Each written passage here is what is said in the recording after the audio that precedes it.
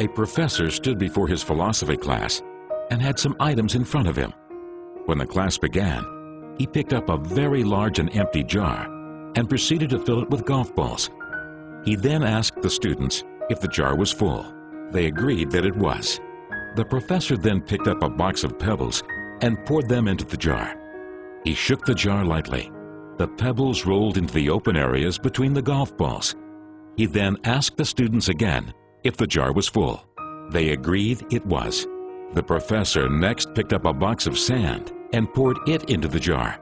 The sand filled up everything else. He asked once more if the jar was full. The students responded with a unanimous yes.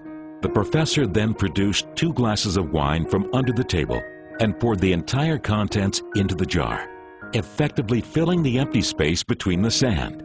The students laughed.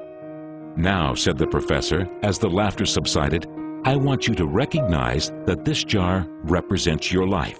The golf balls are the important things: your family, your children, your health, your friends, and your favorite passions.